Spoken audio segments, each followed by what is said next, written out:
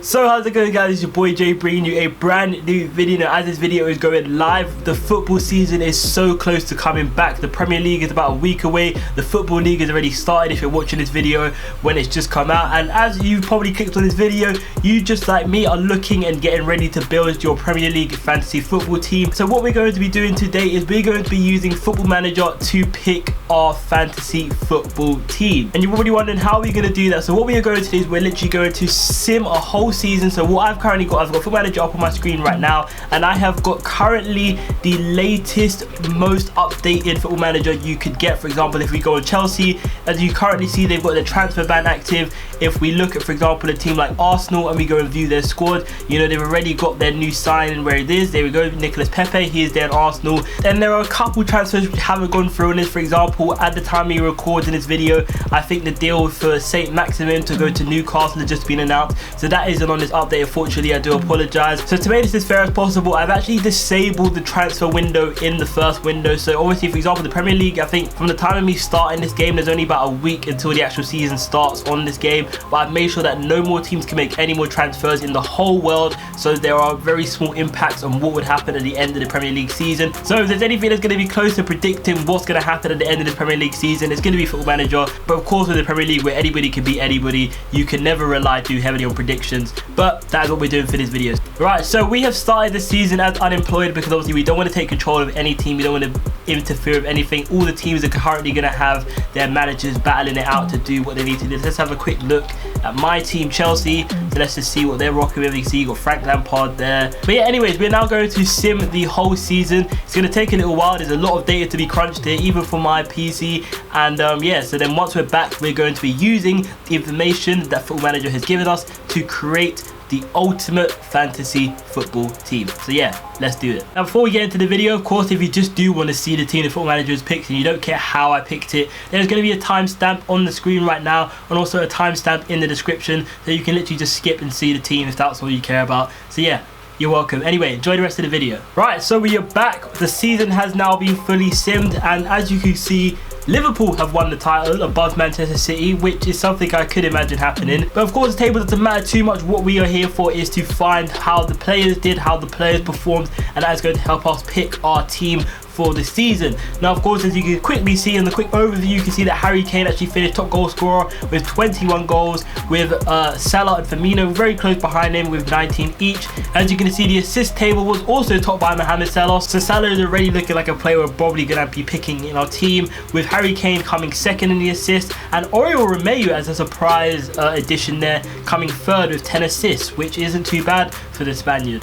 As you can see, player of the match, Harry Kane came top with 11 man of the matches, Salah second, and Firmino third, which doesn't surprise me with them also coming in the top 3 in the goal scoring charts. And then clean sheets is also kind of what we expected. Alisson coming first, Edison coming second, and Hugo Lloris coming third. Then we head over to the fantasy football screen now. You can see this is what we have to pick. We have to pick 15 players with a £100 million budget, which any fantasy football player knows is actually a lot more difficult than it seems, because of course you pick all the players who are going to get you a crazy amount of points based on the teams you play for, and then you realize you spent all your money and you've still got 3 more spaces to fill on your squad. So that is where Football Manager is here to help us. We're going to literally build our team based off what this season's stats have given us and see where it takes us. So yeah, of course, the first player we're going to be adding to the team without a doubt is Mohamed Salah. Based off the stats alone, he got the second most goals in the season and also got the most number of assists. Of course, for fantasy football, he was the highest scoring player out of anybody last season, and it wouldn't surprise me if he's in at least the top 5 again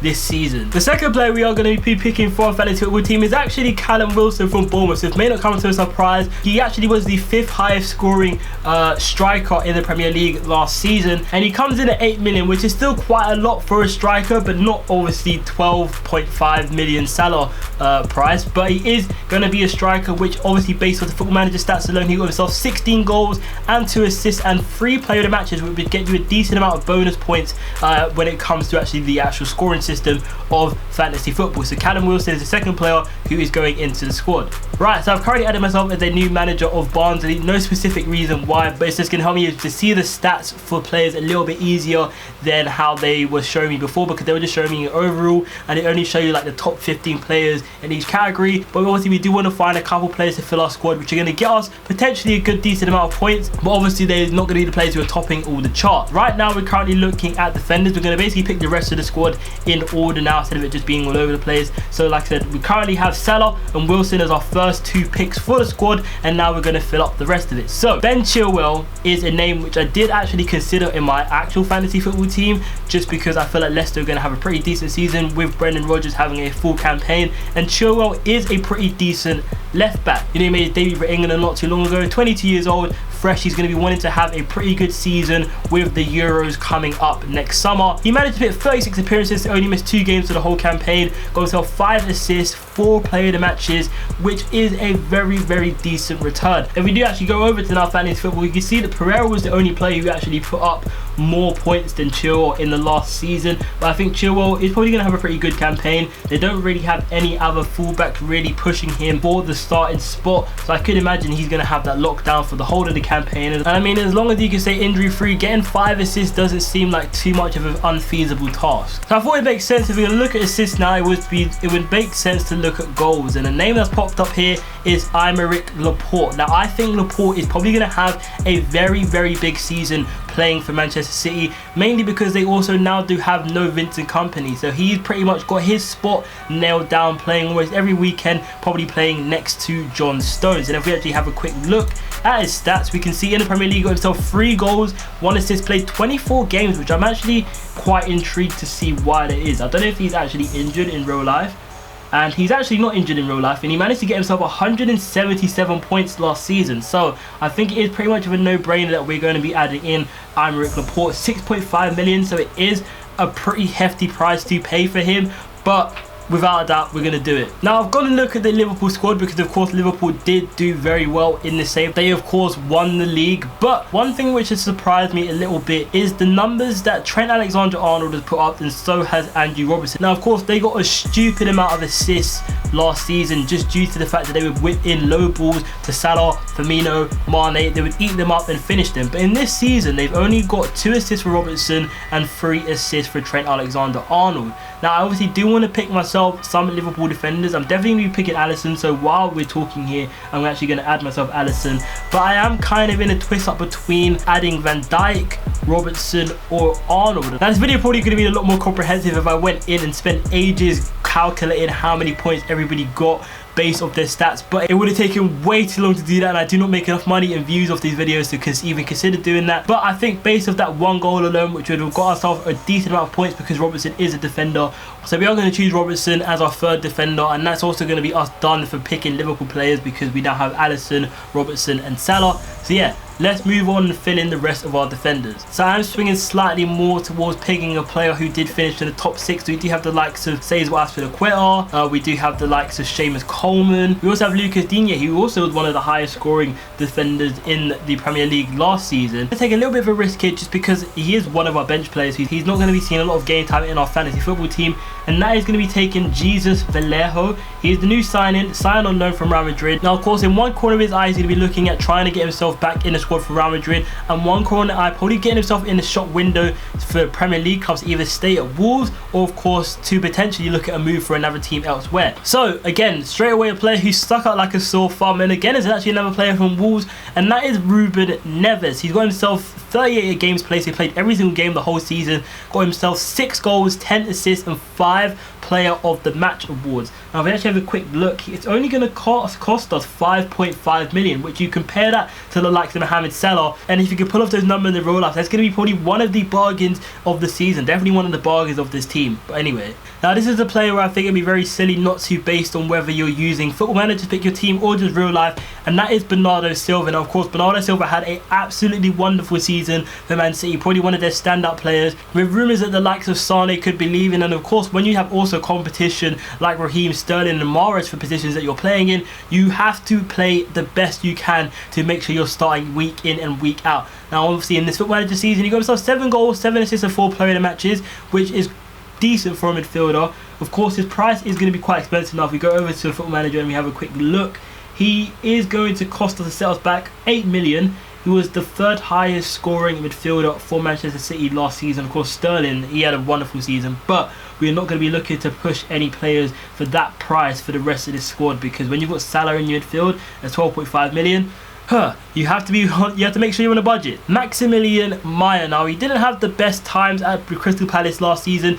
He only got himself 1 goal and 3 assists, but Football Manager predicts him to have a pretty good season this year, playing all 38 games to get himself 5 goals and 9 assists. Now, if the ongoing saga with Zaha does result in Zaha leaving, then we could see a spot open up for Max Meyer, playing in a more attacking role where he wants to be, and obviously then getting himself in a position to be scoring more goals. In this save, Zaha did stay the whole season at Crystal Palace, but it didn't seem to phase Meyer. He did play all 38 games, but of course we are picking him mainly to be one of our bench players. There is still one big money signing we're going to be making for this squad, and I'm pretty sure, like I said before, you can guess who that is going to be playing for 11 million fantasy football pounds. Is going to be Harry Kane. Now, as you can see, based off his stats alone, he was the top scorer in the league this season with 21 goals and also got himself 11 assists, which is 33 goal contributions in 37 games of 11 Player of the Match awards. That is a ridiculous amount of points we could potentially be bagging ourselves with Harry Kane if he can get anywhere near close to these numbers, and there is a no-brainer that we're going to be picking him if he can stay fully fit, because of course he missed quite a decent amount of portion of the season last year, but he was still one of the highest scoring forwards on fantasy football last year. So the first player we're going to be getting to fill in our final spot is actually going to be Troy Deeney. Now, 32 appearances, he got himself 15 goals, 1 assist and 1 Player of the Match. Now, if I'm correct, I know he's the captain, but I don't think he's on penalties, but in this season he actually took 1 penalty and scored it. So we are going to take Troy Deeney. He's only 6.5 million, so that does leave us with 5 million to spend on our last player. Now, this has probably been the hardest player to pick. It's looking like the player we're going to be picking to finish our midfield is none other than Chelsea's Jorginho. Now, with no Eden Hazard, a very good point is that Jorginho was Chelsea's second penalty taker last season. So that could mean we'd be seeing a lot more Jorginho goals,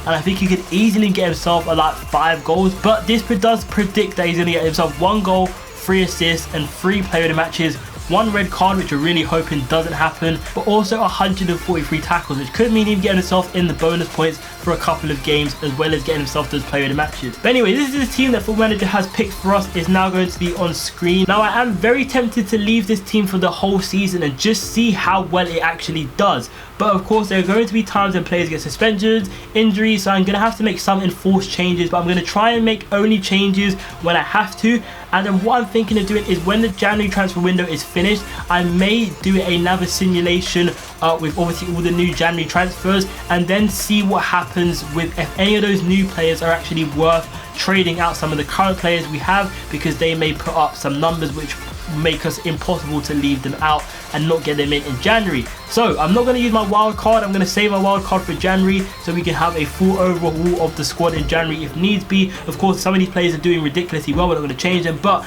I will save my wild card for January. I'm not going to touch this, only make transfers when I need to. And yeah, apart from that, this has been your boy Jay. If you haven't liked this video, please do drop a like. If you're new to my channel, please subscribe. And apart from that, this has been your boy Jay, and as always, I will see you next time. Shit that your shit doesn't do for me, it did it for me, and I did it for honesty. Fuck all your rules, man, and fuck all your policies. Don't give a shit about making a quantity. Don't give a shit about being a prodigy. Don't give a shit if you want an apology. I sat back for too long, just keeping it in. I'm out of my cage and I'm feasting on it.